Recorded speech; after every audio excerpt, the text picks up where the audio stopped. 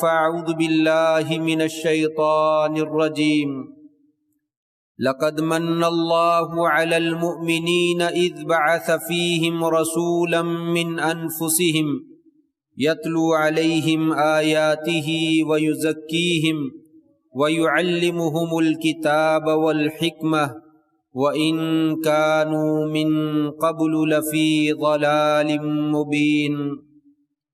البتہ تحقیق اللہ تبارک و تعالی نے احسان فرمایا مومنوں پر جب انہی کی جانوں میں سے ایک رسول مبعوث فرمایا جو ان پر قرآن مجید کی آیات کی تلاوت کرتا ہے اور ان کا تزکیہ نفس کرتا ہے اور انہیں کتاب و حکمت کی تعلیم دیتا ہے، اگرچہ وہ اس سے پہلے واضح گمراہی میں تھے۔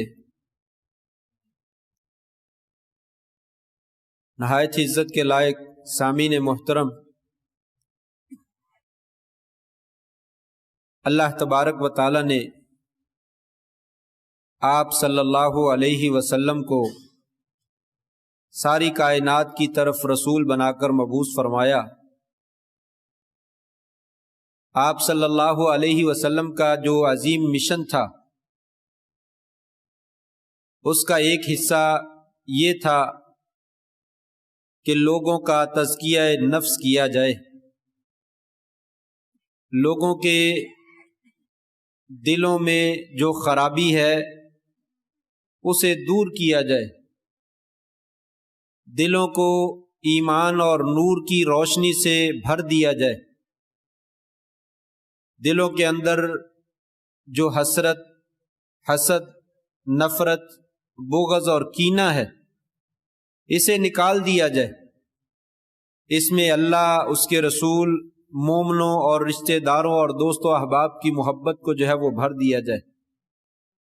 یہ اللہ تبارک و تعالی نے قرآن مجید میں کئی مقامات پر آپ صلی اللہ علیہ وسلم کا مشن، اس کا تذکرہ فرمایا ہے کہ آپ معلم انسانیت بنا کر بھیجے گئے اور تعلیم انسانیت میں آپ کا سب سے اہم فریضہ تزکیہ نفس تھا، انسانوں کے نفوس کی پاکیزگی تھا کہ نفسوں کو پاک اور صاف کر دیا جائے، نفسوں میں جو میل اور کچیل ہے اور گدلا پن ہے اسے ختم کر دیا جائے۔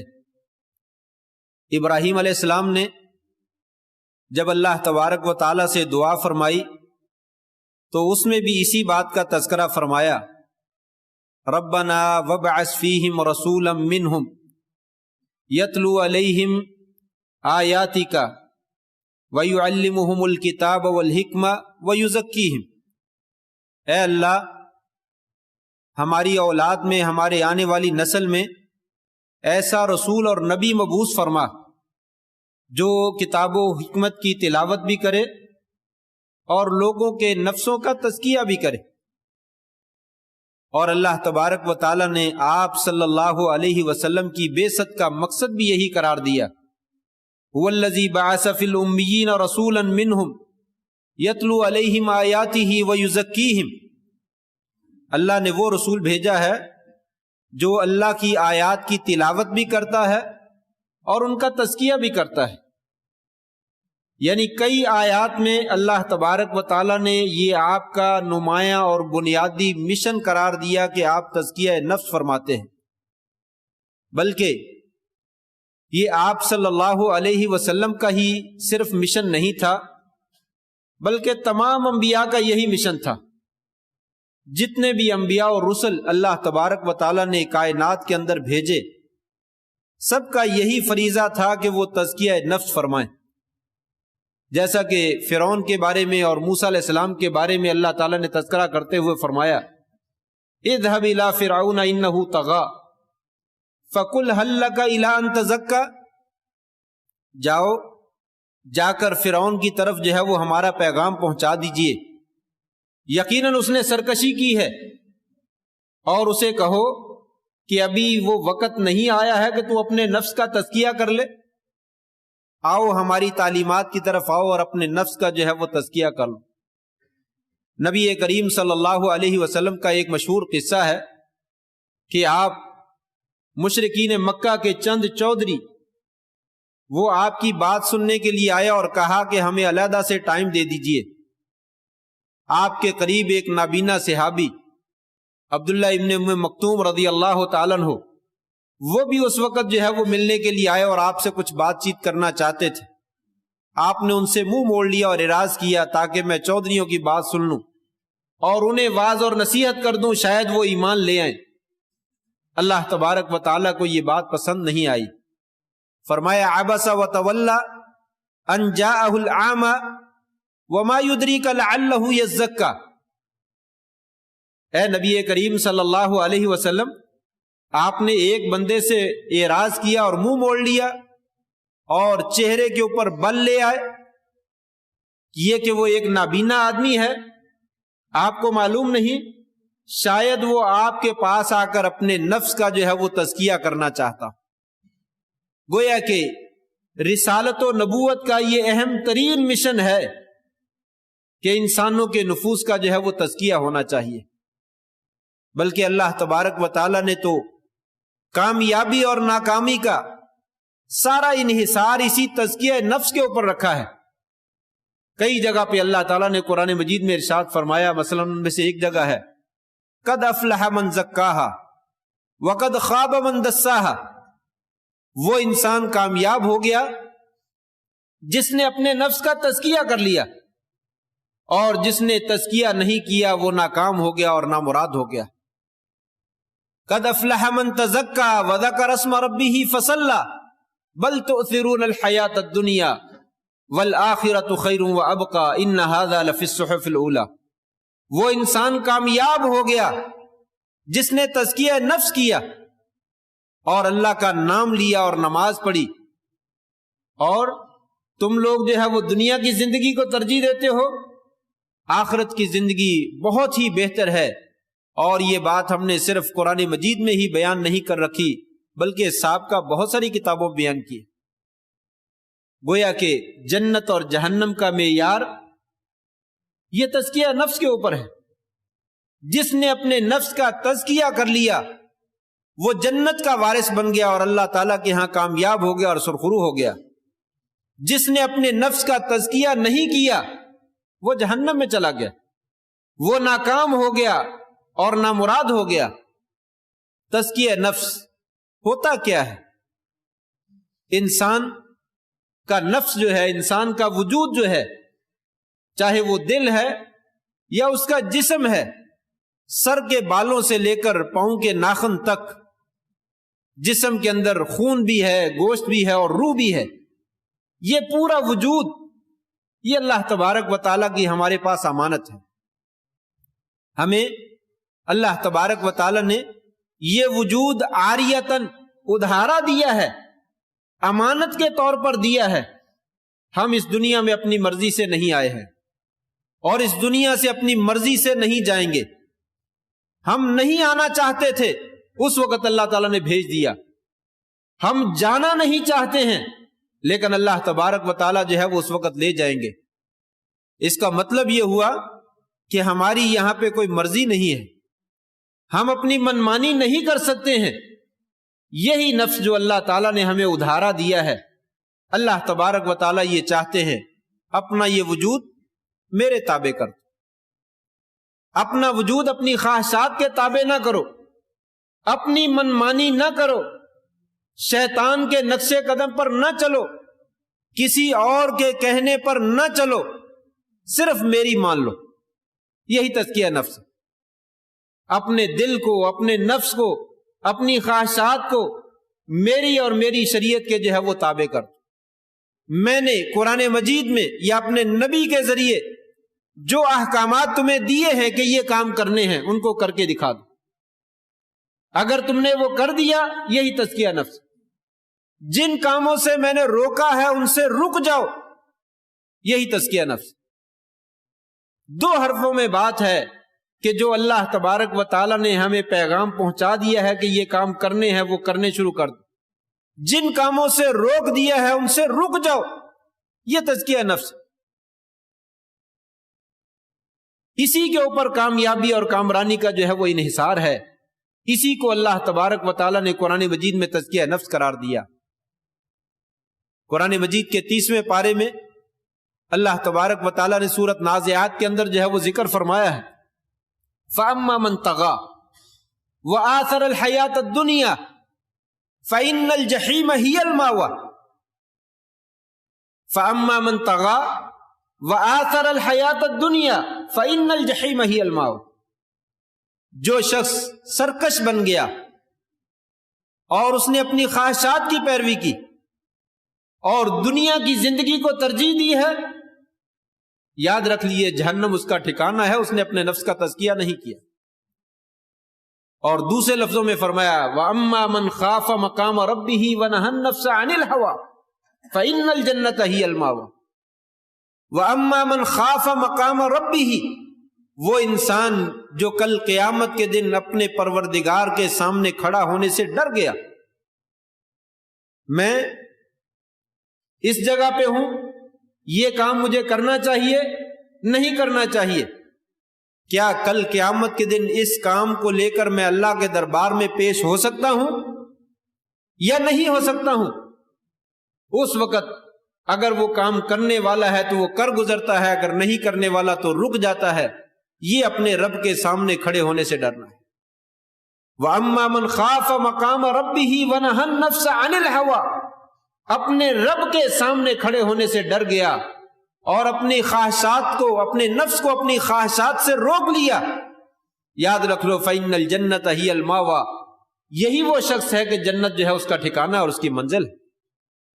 گویا کہ اپنی خواہشات کو کنٹرول میں رکھنا، اپنے دل کو کنٹرول میں رکھنا اور اپنے دل اور اپنی خواہشات کو اللہ اور اس کے رسول کے احکامات کے تابع بنا دینا، یہ تزکیہ نفس۔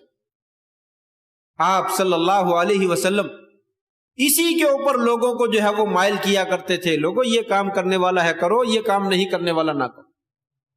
تزکیہ نفس کس چیز سے پیدا ہوتا ہے؟ انسان میں کیسے نفس کی پاکیزگی جو ہے وہ حاصل ہوتی ہے؟ ساری شریعت کے ساتھ، شریعت کے ایک ایک پہلو کے اوپر عمل کرتے چلے جائیے، تزکیہ نفس جو ہے وہ حاصل ہو جائے۔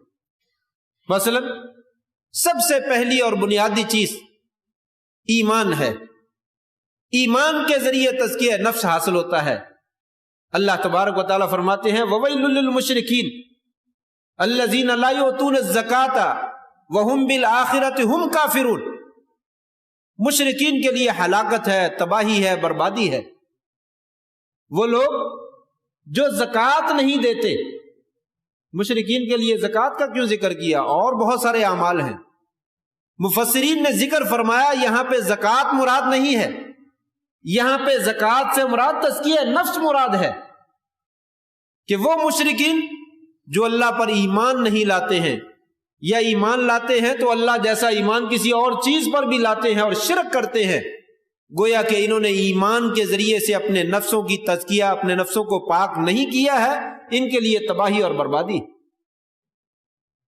وَوَيْلٌ لِّلْمُشْرِكِينَ الَّذِينَ لَا يُؤْتُونَ الزَّكَاةَ وَهُمْ بِالْآخِرَةِ هُمْ كَافِرُونَ، وہ آخرت کے ساتھ بھی انکار کرتے ہیں اور قیامت کے دن کے ساتھ بھی جو ہے وہ کفر کرنے والے۔ گویا کہ ایمان لانا یہ اصل تزکیہ نفس ہے۔ کیسے اصل تزکیہ نفس ہے؟ کہ میرا رب اللہ ہے، میرا مالک، میرا خالق، میرا معبود میرا اللہ ہی ہے، اور اس کے اندر وہ صفات پائی جاتی ہیں جو کسی دوسری کے اندر صفات نہیں پائی جاتی۔ میری ایک ایک حرکات و سکنات کا وہی مالک ہے اور وہ گہری نظر رکھے ہوئے ہے اور میرے ایک ایک عمل کو نوٹ کر رہا ہے اور مجھے ایک ایک عمل کا اس کے سامنے حساب و کتاب دینا ہے۔ مجھے صرف اور صرف اسی کی بندگی کرنی چاہیے اور اسی کی عبادت کرنی چاہیے۔ یہ تزکیہ نفس۔ جس کا اللہ پر ایمان ہے وہ اپنے نفس کو پاک کر لیتا ہے کہ میرا رب سمیع بھی ہے، بصیر بھی ہے، وہ سن رہا ہے، وہ دیکھ بھی رہا ہے اور اس کی قوت بھی بڑی زیادہ ہے۔ وہ جب چاہے میری سانسوں کو بند کر دے، جب چاہے میرے جسم کو فالج زدہ کر دے، جب چاہے میرے جسم کو ساکت کر دے، اس کے اختیار میں ہے۔ لہٰذا اس کے ڈر سے مجھے تمام اچھے اعمال سر انجام دینے چاہیے اور تمام برے کاموں سے رک جانا چاہیے یہ ایمان ہے اور یہی تزکیہ نفس۔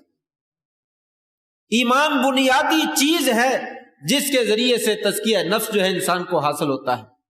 اور آگے چلیے، ایمان کے بعد سب سے پہلی چیز نماز آتی ہے۔ نماز بہترین تزکیہ نفس ہے۔ جو انسان نماز پڑھتا ہے گویا کہ اس نے اپنے نفس کا تزکیہ کر لیا۔ جو نماز نہیں پڑھتا ہے سمجھیے کہ وہ اپنے نفس کا نہ تزکیہ کرنا چاہتا ہے نہ اس نے کیا ہے۔ قرآن مجید میں ارشاد ہے اللہ تبارک و تعالیٰ کا، ان الصلاۃ تنہا عن الفحشاء والمنکر، لوگوں نماز برائی سے بھی روکتی ہے، بے حیائی سے بھی روکتی ہے۔ نماز لوگوں کا تزکیہ نفس کرتی ہے، لوگوں کے نفسوں کو پاک اور صاف بناتی ہے، نہ اس کو برا کام کرنے دیتی ہے، نہ بے حیائی کا کام کرنے دیتی۔ پھر آج سوال ہو سکتا ہے کہ ہم لوگ تو نماز بھی پڑھتے ہیں اور برائی بھی کرتے ہیں اور بے حیائی کے کام بھی کرتے ہیں۔ اس کا جواب یہ ہے، پھر ہماری نماز جو ہے وہ نماز نہیں۔ جو نماز اللہ نے ہمیں پڑھنے کا حکم دیا ہے ہم وہ نماز نہیں پڑھتے۔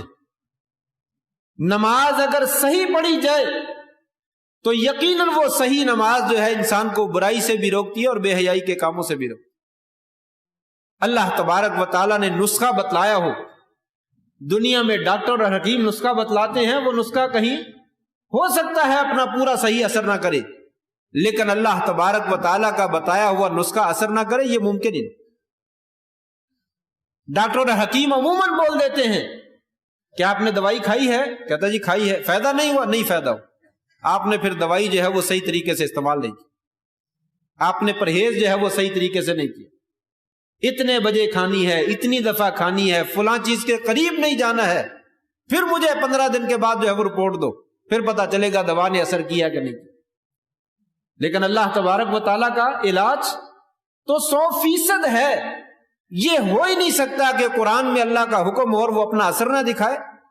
ان الصلاۃ تنہا عن الفحشاء والمنکر، لوگوں نماز بے حیائی اور برائی سے روکتی ہے۔ اگر تمہاری نماز تمہیں بے حیائی اور برائی سے نہیں روک رہی تو پھر اپنی نماز کا جو ہے وہ جائزہ لیجیے، اس میں کہاں کمی ہے۔ وضو اچھا نہیں ہے، نماز کا قیام درست نہیں ہے، نماز کا رکوع درست نہیں ہے، یا نماز کا سجدہ درست نہیں ہے، اس کی تسبیحات اور اس کے اندر اذکار جو ہیں وہ درست نہیں ہیں، اس میں خشوع اور خضوع کہاں پہ کمی پائی جاتی ہے، اس کا جائزہ لیجئے۔ آپ کو 20 خامیاں وہاں پہ نظر آئیں گی کہ میں نے یہاں پہ بھی غلط کام کیا، یہاں پہ بھی غلط کام کیا۔ اگر نماز کو صحیح طور پہ پڑھا جائے تو نماز انسان کے نفس کا تزکیہ کرتی۔ آپ نے تو مثال دے کر فرمایا تھا، لوگوں تم نے کبھی دیکھا ہے جس آدمی کے گھر کے سامنے سے نہر گزرتی ہو وہ اس میں دن میں 5 مرتبہ غسل کرتا ہو، کیا غسل کرنے کے بعد اس کے جسم پہ کوئی میل کچیل باقی رہے گی؟ قالوا لا یبقی من درنہ شیء، اے اللہ کے رسول اس کے جسم پر کیسے میل کچیل باقی رہے گی؟ ایک دفعہ نہا لے تو پورا دن گزر جاتا ہے، اگر 2 دفعہ نہا لے تو بہت ہی زیادہ پاکیزگی ہو جاتی ہے، اگر کوئی 5 دفعہ نہا لے تو کیسے جسم صاف نہیں ہوتا؟ یہاں تو لوگ 6 مہینے نہیں نہاتے اور پھر بھی وہ سمجھتے ہیں ہم بڑے پاک اور صاف۔ آپ نے فرمایا یہی مثال بے نہیں نماز کی، 5 نمازیں پڑھنے والا آدمی پھر بھی وہ گناہگار ہے؟ ممکن نہیں۔ صحیح طریقے سے 5 دفعہ نمازیں ادا کیجئے، جو گناہ کیے اللہ تعالیٰ وہ بھی دھو ڈالے گا اور نئے گناہ اللہ تبارک و تعالیٰ ہونے نہیں دے گا۔ انسان کو توفیق بخشے گا کہ انسان نیکی کے کام کرے گا اور برائی کے کاموں سے بچ جائے گا۔ نماز بھی انسان کے گناہوں کا یا انسان کے نفس کا تزکیہ کرتی ہے۔ اس سے آگے چلیے، زکوٰۃ کا معاملہ ہے، نبی کے قرآن مجید نے بھی یہاں پہ بھی ارشاد فرمایا ہے، خذ من اموالہم صدقۃ تطہرہم وتزکیہم بہا، ان کے مالوں سے زکوٰۃ وصول کیجئے اور زکوٰۃ کے ذریعے سے لوگوں کا تزکیہ نفس کیجئے۔ زکوٰۃ نفسوں کو پاک کرتی ہے۔ اس میں کیسے پاکیزگی حاصل ہوتی ہے؟ مال ہر انسان کو محبوب ہے، اور محبوب چیز انسان اپنے محبوب کے لیے ہی خرچ کر سکتا ہے، محبوب کے علاوہ کسی اور کے لیے نہیں خرچ کرتا۔ یعنی گویا کہ انسان جو شرع صدر کے ساتھ اللہ کے راستے میں صدقہ خیرات دیتا ہے، زکوٰۃ دیتا ہے، گویا کہ وہ اللہ تبارک و تعالیٰ سے خوب محبت کرتا ہے، اس لیے کہ مال کا دینے کو انسان کا جی نہیں چاہتا۔ کوئی انسان نہیں چاہتا کہ میں اپنا مال خرچ کروں، لیکن جب مال سے بھی زیادہ قیمتی سامنے آ جاتی ہے، انسان بے درے خرچ کرتا ہے، اپنی بیوی کے لیے خرچ کرتا ہے، اپنے بچوں کے لیے خرچ کرتا ہے، اپنی والدہ کے لیے خرچ کرتا ہے، اپنا شوق ہو تو بہت زیادہ پیسہ خرچ کرتا ہے۔ اور اگر اللہ تبارک و تعالیٰ کی محبت دل میں موجود ہے تو اللہ تبارک و تعالیٰ کے لیے انسان جو ہے وہ مال خرچ کرتا ہے۔ یہ تزکیہ نفس، اور مال خرچ کرنے سے دل کے اندر جو بخیلی اور کنجوسی پائی جاتی ہے وہ ختم ہو جاتی ہے۔ ایک آدمی خرچ نہیں کرتا، سنبھال کے رکھتا ہے، وہ بخیل بن جاتا ہے، کنجوس بن جاتا ہے، دل کے اندر یہ وصف، برا وصف جو ہے وہ پیدا ہو جاتا ہے، اور صدقہ خیرات کرنے سے انسان کے اندر یہ رغبت پیدا ہو جاتی ہے۔ اور آگے چلیے، روزے کے بارے میں اللہ تعالیٰ نے فرمایا لعلکم تتقون، ہم نے تمہارے اوپر بھی روزے فرض کیے، تم سے پہلے لوگوں پر بھی روزے فرض کیے، تاکہ کیا ہو جائے؟ تتقون، تم متقی اور پرہیزگار بن جاؤ۔ متقی اور پرہیزگار تزکیہ نفس کے بغیر کوئی انسان نہیں بن سکتا۔ جس کا نفس جو ہے وہ پاک نہیں ہے وہ کبھی متقی اور پرہیزگار نہیں ہو سکتا۔ تقویٰ ہوتا کیا ہے؟ تقویٰ یہ ہے کہ انسان اپنے درمیان اور اپنے گناہوں کے درمیان یا جہنم کے اور اللہ کے عذاب کے درمیان ایسی رکاوٹ کھڑی کر دے جس کے ذریعے سے انسان گناہوں کے قریب بھی نہ جائے، جس کے ذریعے سے انسان اللہ کے عذاب کے بالکل قریب بھی نہ جا سکے۔ یہ رکاوٹ کھڑی کر دینا ہی یہ تقویٰ کا نام۔ اور وہ رکاوٹ کیسی ہے؟ اللہ کی اطاعت کے ساتھ، اور جن چیزوں سے اللہ نے روک رکھا ہے ان چیزوں سے بچنے کے ساتھ۔ ان تجعل بینک و بین عذاب اللہ وقایا وذالک بفعل الاوامر او بامتثال الاوامر واجتناب النواہی، کہ آپ اللہ اور اللہ کے عذاب کے درمیان ایسی اپنے اور اپنے عذاب کے درمیان ایسی رکاوٹ کھڑی کر دیں۔ اور وہ رکاوٹ جو ہے کون سی ہے؟ آپ اللہ تعالیٰ کے احکامات کی فرما برداری کریں، اور جن چیزوں سے روکا گیا ہے ان سے رک جائیں۔ تین چیزوں کے ذریعے اپنے درمیان اور اللہ کے عذاب کے درمیان رکاوٹ کھڑی کر دیں، یہی تقویٰ ہے اور یہی تزکیہ نفس ہے۔ روزہ بھی انسان کو تزکیہ نفس کے اوپر جو ہے وہ ابھارتا ہے اور اس کی ترغیب دیتا ہے۔ پانچواں اسلام کا رکن جو ہے وہ حج ہے۔ قرآن مجید میں اس کے بارے میں بھی ذکر کیا گیا، فمن فرض فیہن الحج فلا رفث ولا فسوق ولا جدال فی الحج، جس نے اپنے اوپر حج فرض کر لیا، نیت کر لی، ارادہ کر لیا میں حج پہ جا رہا ہوں، وہ یاد رکھے فلا رفث ولا فسوق ولا جدال، وہ کسی قسم کی بےہودگی کا کام نہ کرے، بے حیائی کا کام نہ کرے، بلکہ شریعت نے جو جائز کام تھے ان سے روک دیا ہے وہ بھی نہ کرے۔ فسق و فجور اور معصیت کے کام تو بہت دور ہیں۔ ولا جدال، کسی قسم کی لڑائی بھی نہ کرے، مکمل طور پہ اپنے وجود کو اور اپنے نفس کو پاک اور صاف کر کے لے جائے، پھر جا کر حج جو ہے وہ قبول ہوتا ہے۔ اور اس کے علاوہ چھٹے نمبر پر بندوں کے حقوق ہیں۔ بندوں کے حقوق ادائیگی حقوق کے ذریعے انسان کے نفس کا بہترین تزکیہ ہوتا ہے۔ جس انسان کے ذمے جس دوسرے بندے کا جو ہے وہ حق موجود ہے، اگر وہ شرح صدر سے اور خوشی سے ادا کرتا ہے تو یہ حق ادا کرنے سے بھی اللہ تبارک و تعالی انسان کے نفس کا تزکیہ کرتا ہے۔ دلوں سے نفرت دور ہوتی ہے، کدورت دور ہوتی ہے، حسد اور بغض اور کینہ جو ہے وہ دور ہوتا ہے۔ انسان جب کسی کا حق جو ہے وہ ادا کرتا، جب حق نہیں ادا کرتا تو اس سے عداوت اور بغض پیدا ہوتا ہے، انسان اس سے نفرت کرتا ہے، انسان اس سے دشمنی اختیار کرتا ہے اور دوسرا بھی اس سے کرتا ہے۔ قرآن مجید نے ایک معمولی سا ادب ذکر کرتے ہوئے، ایک معمولی سا حق ذکر کرتے ہوئے کہا، لوگوں یہ حق جو ہے یہ آپ کا تزکیہ نفس کرتا ہے۔ گھر میں داخل ہونے کے آداب کے بارے میں اس قرآن مجید میں ذکر کیا گیا۔ لوگوں اگر تم کسی کے گھر میں جاؤ، دروازہ کھٹکھٹاؤ، اگر تمہیں اجازت مل جائے تو اندر چلے جاؤ، اگر تمہیں اجازت نہ ملے تو وہیں سے واپس آ جاؤ۔ وَإِن قِيلَ لَكُمُ ارْجِعُوا فَارْجِعُوا هُوَ أَزْكَىٰ لَكُمْ، لوگوں اگر تمہیں کہا جائے واپس چلے جاؤ تو تم واپس چلے جاؤ، یہ واپس جانا ہی تمہارے لیے تزکیہ کا باعث، یہ تمہارے نفسوں کو پاک کر دے گا۔ اگر تم وہیں پہ کھڑے رہے، اس کا مطلب یہ ہے کہ تمہارے نفس کے اندر پلیدگی پائی جاتی ہے، نجاست پائی جاتی ہے، تمہارا کوئی خطرناک ارادہ ہے، تمہارا مشن جو ہے وہ کوئی درست نہیں ہے۔ جب گھر والوں نے کہا یہاں سے چلے جائیے، ابھی گھر میں داخل ہونے کی اجازت نہیں، تو واپس آ جائیے، معمولی سا ادب۔ شریعت نے کہا یہ اتنا سا حق بھی لوگوں کا ادا کرنا جو ہے، اس سے بھی تمہارے نفسوں کا جو ہے وہ تزکیہ ہو۔ چہ جائے کہ انسان نے لاکھوں روپے کسی کے دینے ہوں، یا کوئی امانتیں جو ہے وہ واپس کرنی ہو، یا دوسرے حقوق ادا کرنے ہوں، وہ ادا نہ کرے، پھر وہ کہے کہ میرے نفس کا تزکیہ ہو جائے، ایسا نہیں۔ حقوق اللہ اور حقوق العباد دونوں کے ادا کرنے کا نام جو ہے وہ تزکیہ نفس۔ والدین کے حقوق ہیں، بیوی بچوں کے حقوق ہیں، پڑوسیوں کے حقوق ہیں، دوست احباب کے حقوق ہیں، تمام لوگوں کے حقوق ہیں، جس جس کا حق ہے اس کو ادا کیجئے، نفس کا تزکیہ جو ہے وہ حاصل ہو جائے۔ نمبر 7، تزکیہ نفس جو ہے نگاہوں کو نیچا کرنے سے بھی حاصل ہوتا ہے۔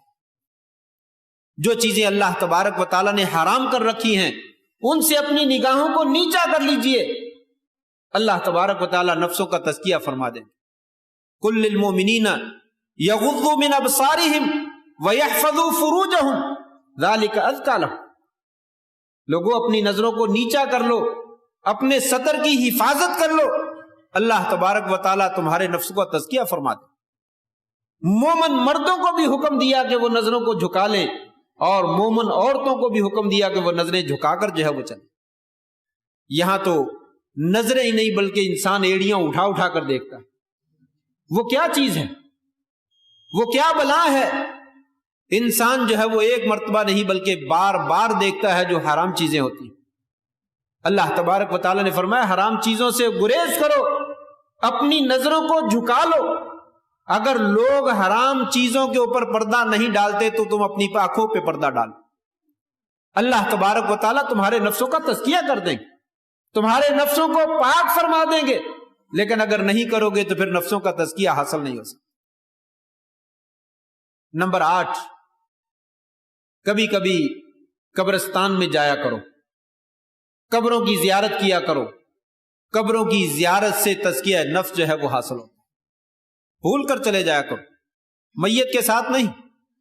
اپنا عزیز قریبی رشتہ دار ہے، اس کے ساتھ تو جانا ہی پڑتا ہے، مجبوری ہوتی ہے، دوستوں کو منہ دکھانا ہوتا ہے، رشتہ داروں کو منہ دکھانا ہوتا ہے، وہ تو جانا پڑتا ہے۔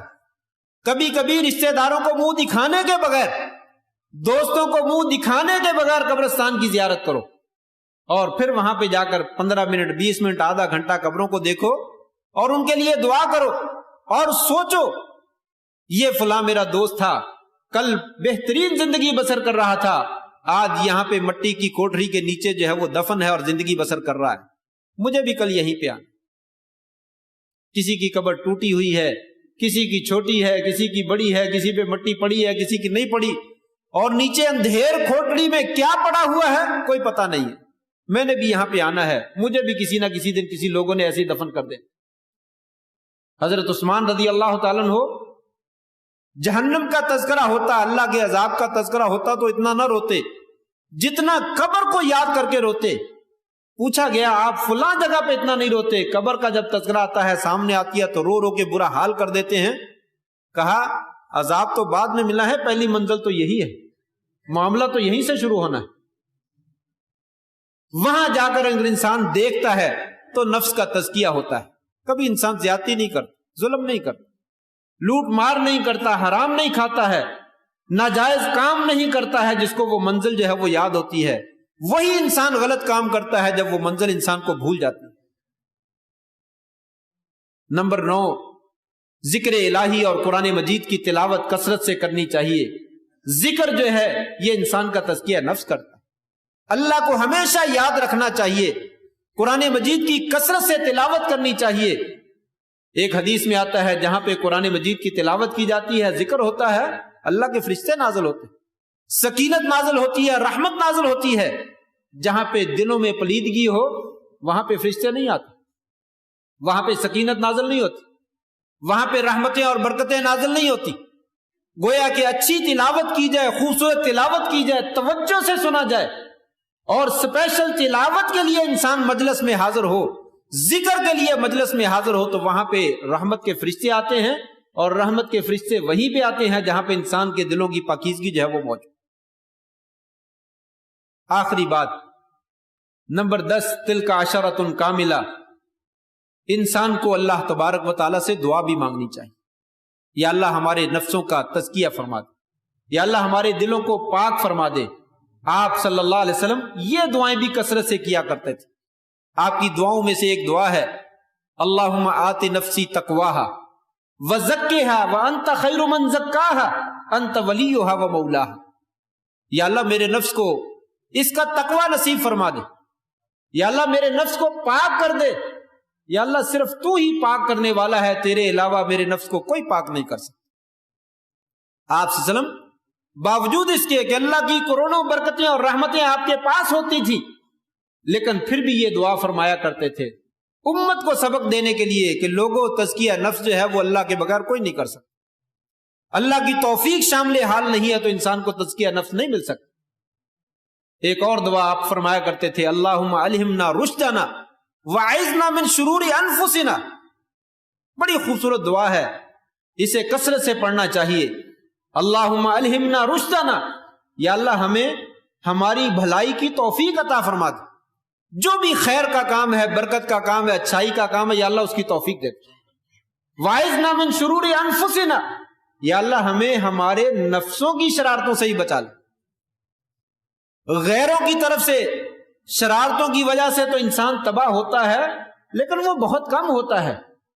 اکثر ایسا ہوتا ہے کہ انسان اپنے پاؤں کے اوپر جو ہے وہ خود کلہاڑی مارتا ہے، انسان اپنا نقصان خود کرتا ہے، اپنے آپ کو تباہ و برباد جو ہے وہ خود کرتا ہے۔